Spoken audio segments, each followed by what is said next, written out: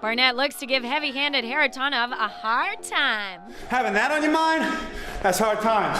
Bigfoot wants to stomp Cormier in the cage. That's for you, Mom. And can an iron fist destroy a granite chin? The Dolly's got a chance for a first-round KO here.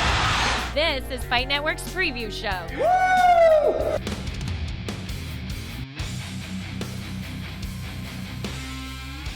Hey everyone, I'm Sarah Davis and you're watching Fight Network's preview show.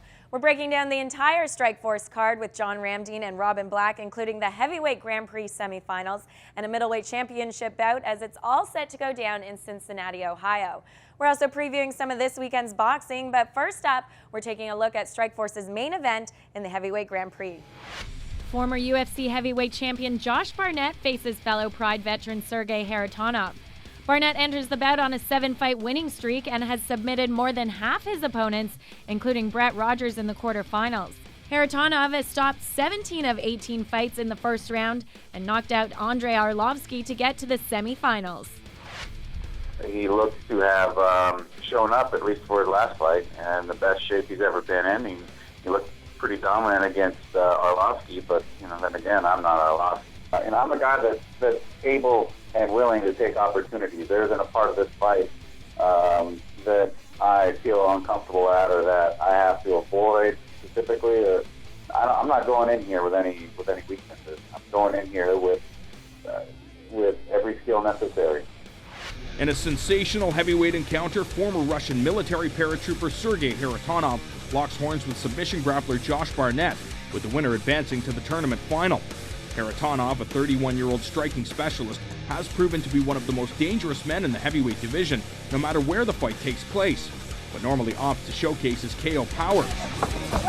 There's a nice right hand. Mizuno in trouble. The big kabosh. It's good night, Irene. In the past, the Golden Glory standout has stopped K1 champions Alistair Overeem and Sammy Schilt, as well as Brazilian bomber Pedro Rizzo, proving that you have to be a top of the food chain striker if you hope to survive the deadly hands of the former Pride star.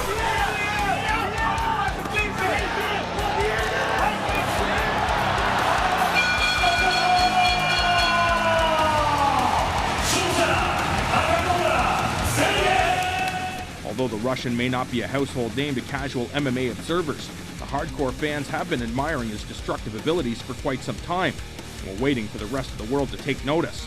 That time came when the former Sambo champion impressed with a first-round KO win over former UFC heavyweight titleist Andrei Arlovsky in the opening round of the tournament. Arlovsky trying to hold on now. There's a knee by Haritonov. A looping right hand. Haritonov. Oh, he knocks Arlovsky down. Haritonov trying to finish it. Oh, he does. It's over. He also holds wins over some of the sport's most dominant athletes, including the aforementioned Overeem, as well as Jiu-Jitsu world champion Fabrizio Verdun. And Haritonov's way of Grand Prix gold is the catch wrestling powerhouse Barnett. I'm going to show you exactly what hard times is about. Because that's what it's about when you get in the ring with Josh Barnett, baby. Woo! Who want to see that, brother? Armed with a solid mix of martial arts abilities, the 33-year-old California native is currently riding a 7-fight winning streak, during which he was able to neutralize the stand-up abilities of Gilbert Yvel, Mighty Mo, Pedro Rizzo, and Brett Rogers in the tournament's quarterfinal pairing. Now, Barnett's got to get to the side. And he does. Barnett takes down Brett Rogers. The merit of which this tournament is going to be valued is going to be on the way the fights turn out and the kind of battles and ring wars that we're going to put on. So that's what I want underneath me. When I walk out the champion, I want to know that I went through it and I fought the toughest, baddest guys out there. If Barnett lets ego get in the way of the ultimate prize, which is highly unlikely, it could derail his chances of not only capturing the tournament championship, but a lucrative return to the UFC. Haritonov must avoid the wrestling skills of the monstrous War Master and look for the early KO if he wants to progress in the Grand Prix. It is a matchup that could be the tournament final with two of the sport's most skilled and experienced competitors. I'd rather stare death in the face and go out there and have a sporting competition. So, bring it. It's the only way to see who's best. Now we'll take you over to our MMA analysts, John Ramdeen and Robin Black, to break down the card. Thanks, Sarah. Two of the sport's premier heavyweights not competing in the Ultimate Fighting Championship will be in the main event. Josh Barnett taking on Sergey Haritonov. What do you like about this match, Robin? I like everything about this match because it's kind of got an old school feel to it. Yes, both of these guys are still very relevant as heavyweights, but it's old school in the sense that it's about basic skills and proving who's the tougher guy. It's going to be a great fight. It's a clash of styles. Josh Barnett, known for his catch wrestling abilities, it seems like he wants to get this fight down to the ground to avoid the stand-up abilities of Haritonov. Will he be able to do that? You're right. I think Barnett, he always looks okay on the feet, but he's not a spectacular striker. This guy has a very simple game plan. Put you on your back and try to hurt you.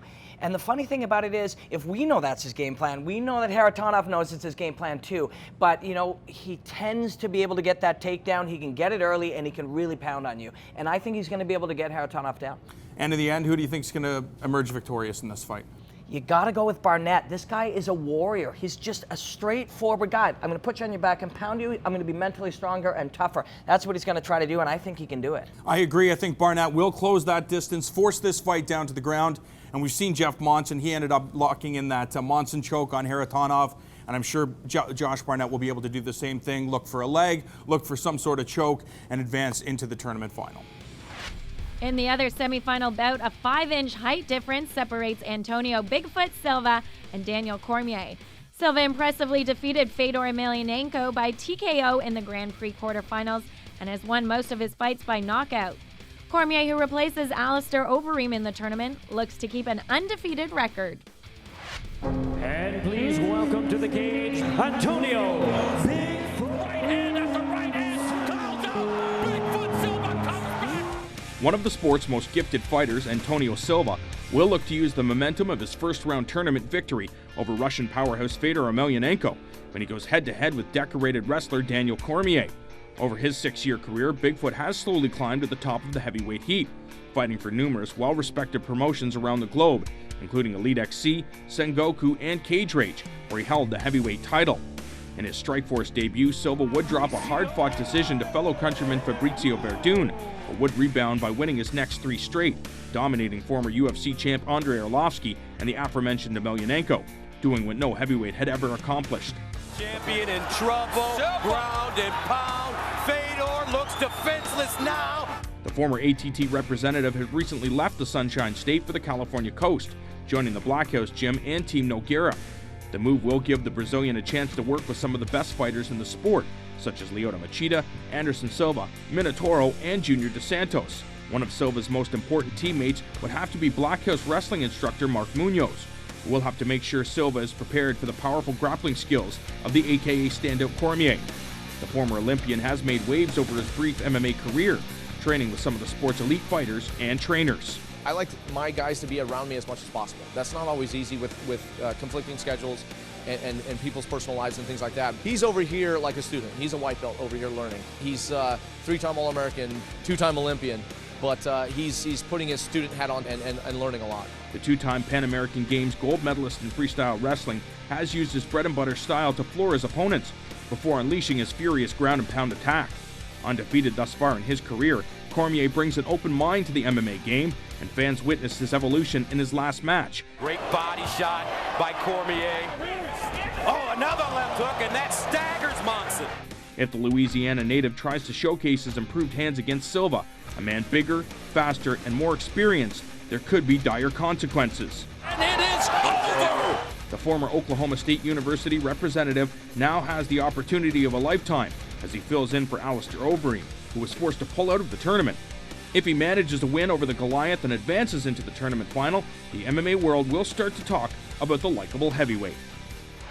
Antonio Bigfoot Silva, one of the best in the heavyweight division, taking on a man who could be the future of the 205-pound division if he ever decides to shed the pounds, is Daniel Cormier. Wrestling a huge factor. We've seen it in mixed martial arts. Will Cormier, the former Olympian, be able to get the Brazilian down to the ground?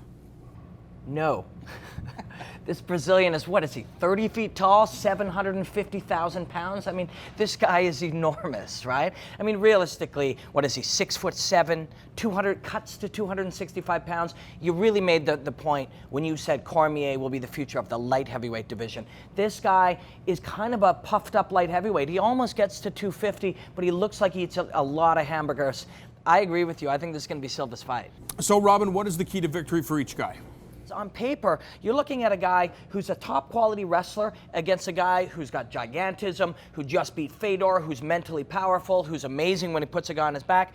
Realistically, you know, it's going to be a tough night for Cormier if he's going to look to stand with Silva, and it's going to be really tough if Silva's on top of him. So for Cormier, he has to put the giant on his back. Bigfoot Silva, a black belt in Brazilian Jiu-Jitsu and a black belt in Judo as well. So I think those are two attributes that will serve him very well in this fight, because if Cormier does get the fight down to the ground, he'll be able to get back up, look for a sweep, and so on and so forth. But I think this is Silva's fight to lose. I think he's got all the tools necessary. You couple that with the fact that he's gigantic and he is an athlete. It's going to be a very long night for the former Olympian, but don't count him out. This guy's very durable, and we've seen his progression over the last number of fights, especially in the stand-up game. An absolute clinic on Jeff Monson. Nobody since Chuck Liddell has put a beating on Jeff Monson the way that Daniel Cormier has. So I wouldn't be surprised if this guy does emerge victorious, but Bigfoot Silva is just on a different level, and I believe that he's top 5 heavyweight when he wants to be, and I'm sure the winner of this tournament and probably the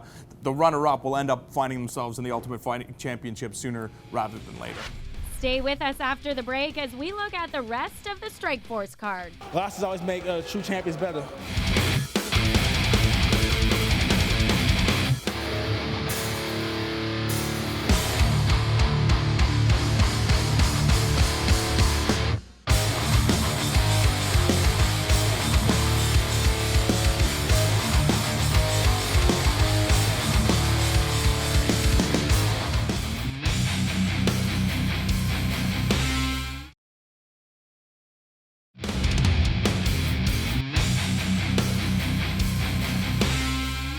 In a middleweight championship bout, Ronaldo Jacare Souza will defend his title when he throws down with Luke Rockhold.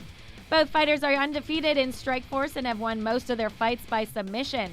Rockhold is on a 6-fight winning streak, having stopped all of his opponents in the first round. In a clash of styles, Muhammad King Mo Lawal faces Roger Gracie, who is undefeated in 4 career fights. Lawal had knee surgery last August after suffering his only loss to Rafael Fajal Cavalcante, but has knocked out 5 of his 7 opponents. And it's no surprise that one of the best grapplers of all time, Gracie has won all of his fights by submission. Maximo Blanco makes his Strikeforce debut on a 6-fight winning streak when he faces Pat Bam Bam Healy.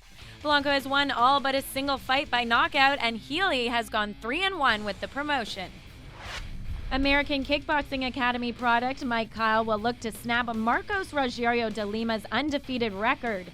Antonio Bigfoot Silva knocked out Kyle in his last fight, halting his 4-fight winning streak, and de Lima is making his promotional debut. Former light heavyweight champion Rafael Fajal Cavalcante faces undefeated wrestler Yoel Romero Palacio in his Strikeforce debut. In 10 victories, Cavalcante has knocked out 9 of his opponents, and Palacio has finished all 4 of his fights by knockout. Amanda Nunes, the lioness of the ring, will battle Canadian Alexis Davis. Nunes most recently knocked out Julia Budd in 14 seconds in her promotional debut, while Davis won a unanimous decision over Julie Kedzie in her first bout with Strikeforce. In addition to the semifinals of the Heavyweight Grand Prix, the San Jose-based promotion has suspiciously stacked the entire fight card. Strikeforce 185-pound kingpin Ronaldo Souza looks to defend his title for the 3rd straight time when he meets unheralded submission artist Luke Rockhold. Jacare, a multiple-time world champion in Jiu-Jitsu, has improved in all areas of his mixed martial arts game, but will likely try to force the fight to the mat and showcase his heavy top game. Jacare going for the arm, looking for the arm bar. If the AKA pupil can avoid the ground and try to keep the Brazilian at bay by using his 3-inch height advantage, it could make for an interesting night. Former light heavyweight champion Muhammad Lawal is paired with one of the most dangerous men in the world on the mat in Roger Gracie. The 30-year-old King Mo is a powerful wrestler who possesses knockout power. And here comes the ground and pound, it's over! If the Division I wrestler decides to take the fight to the ground, he could be in serious trouble, as Gracie is one of the most decorated players in the jiu-jitsu game. And Roger Gracie submits Trevor Prangley! Expect the American to keep the fight standing in an attempt to expose Gracie in what should be his weakest area. Exciting Venezuelan lightweight Maximo Blanco makes his U.S. debut when he takes on super tough Team Quest representative Pat Healy. Originally scheduled to face Josh Thompson, Maxey will have the chance to make a name for himself when he meets the equally skilled former MFC titleist who takes this fight on 2 weeks' notice.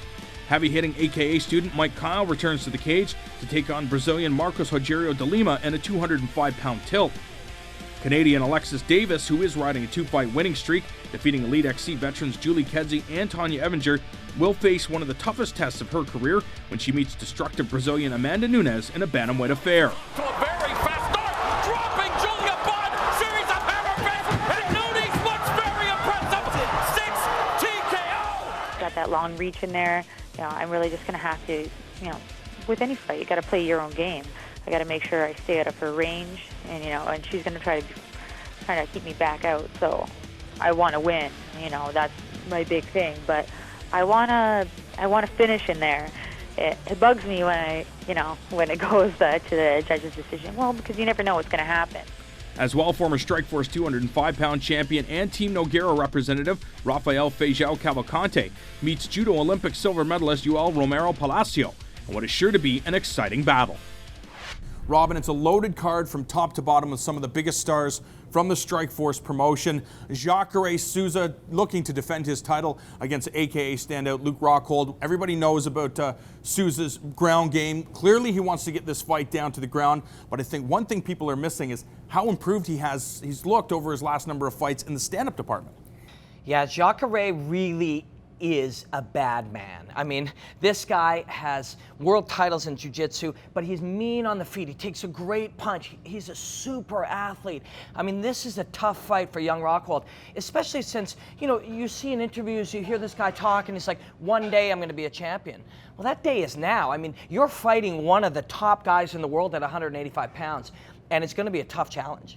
Robin, jiu-jitsu will play a factor in this light heavyweight matchup as the former champion Muhammad King Lawal takes on one of the best jiu-jitsu practitioners in the world and Roger Gracie. Clearly the game plan for King Mo is to keep this fight standing to avoid the ground game, but again, will ego be a factor here? Will he feel the need to take this fight down to the ground and utilize his bread and butter? I think so, and I think this is going to be a fantastic fight. You're absolutely right. He's going to want to keep it standing, but he's facing in Gracie a guy who's got solid stand-up skills. We've seen it develop. He's also got a ton of reach on him. So as soon as he feels that big, heavy right hand of Gracie, he might revert back to being a wrestler and put him on the ground, and then we see what I think every fan is going to want to see, top-level wrestling against top-level jiu-jitsu. King Mo has said in the past he's not concerned about anybody's jiu-jitsu game. He's trained with some of the best in the world, including Fabrizio Verdun. But is there a different level here in jiu-jitsu games? Yeah, there absolutely is. I mean, you hear this all the time. There's black belts and there's black belts, and Roger Gracie is a black belt. This guy can submit anybody. He's got all kinds of skills. This is a really interesting fight. What makes it interesting whenever King Mo Lawal is involved is his mouth. This guy says all kinds of crazy things, and that can get into his opponent's head. I mean, tough fight to call and a really, really exciting fight to watch. In a welterweight bout, Evangelista Cyborg Santos will clash with the much younger Canadian Jordan Mein. Cyborg was most recently submitted by Nick Diaz, but is known for his knockout power, while Mein makes his Strikeforce and American debut, riding a 5-fight winning streak. Top Canadian prospect Jordan Mein makes his highly anticipated Strikeforce debut when he battles dangerous Muay Thai specialist Evangelista Cyborg Santos in a welterweight matchup. The Lethbridge, Alberta native is part of the new breed of mixed martial arts fighter, one who poses a threat wherever the showdown is taken, ending most of his fights by KO or submission. At only 21 years of age, the youngster has stepped onto the fighting surface a staggering 29 times, only 3 times less than his opponent, who is more than 10 years his senior. Currently riding a 5-fight winning streak, the CMAC representative surprised many during the run as he managed impressive victories over Joe Riggs, Josh Berkman, and Dream welterweight champion Marius Saromskis, proving that he belongs on a bigger stage. In his way of a successful promotional debut is the hard-hitting Brazilian. Despite a .500 record in his past 10 bouts, Santos should not be overlooked, as he too has a dangerous arsenal of abilities. Santos has faced a multitude of top competitors over his near 15-year career, which include a number of top-ranked champions. If you look at their one common opponent, the Lithuanian Zaromskis, Santos made short work of the white mare, finishing him by first-round KO, where the Canadian was forced to go the distance, winning by unanimous decision. What could be the ace up Mein's sleeve is his trainer and mentor Lee, which also happens to be his father. It has been through his guidance and instruction that Jordan has been able to accomplish as much as he has in such a short period of time. It could be the coming out party for a fighter that has been talked about on the Canadian scene for the past number of years. However, over the last 2 years, we have seen a reinvigorated and sharpened Cyborg, one that is ready to take the 170-pound division by storm if the young gun makes any mistake. It'll be a flurry of calculated combinations this weekend as some of the toughest pugilists get into the ring.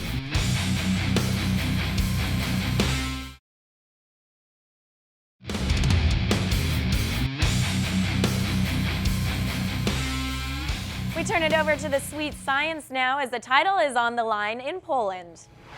WBC heavyweight champion Vitaly Klitschko enters the ring with 39 knockouts on his record and riding a 10-fight winning streak. Tomasz Adamek has a 62% knockout average and has only been stopped once. Tomasz Adamek will be a huge underdog when he steps into the ring to face WBC heavyweight champion Vitaly Klitschko on September 10th in Adamek's homeland, Poland. Adamek is a small heavyweight standing 6'1" and weighing around 215 pounds, but he did manage to defeat larger fighters like Jason Estrada, Chris Arreola, and Michael Grant. Yeah, Adamek is landing more shots and he's landing the cleaner shots. The Polish warrior is knowledgeable of the size difference, but feels that the champion is getting up in years. Adamek's only shot at dethroning the champ will be to outlast the huge Ukrainian. He will need to use his footwork and agility to make Klitschko come forward and throw punches so that he can counter the champion. That Adamek has to work harder because of the size difference. Klitschko's heavy jab will be a key weapon, as well as his right hand. If Adamek can weather the storm and counter, he might be able to pull out a huge upset. Arreola trying to land that one big punch to stop Adamek in his tracks. Can he do it?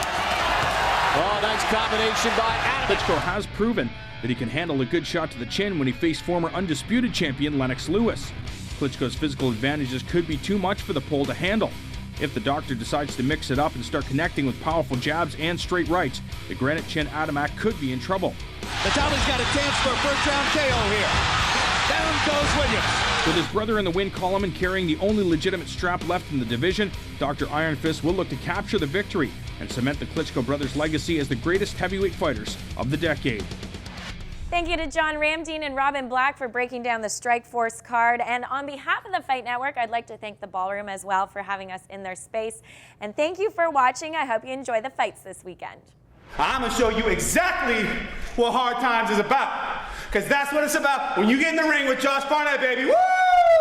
Who want to see that, brother?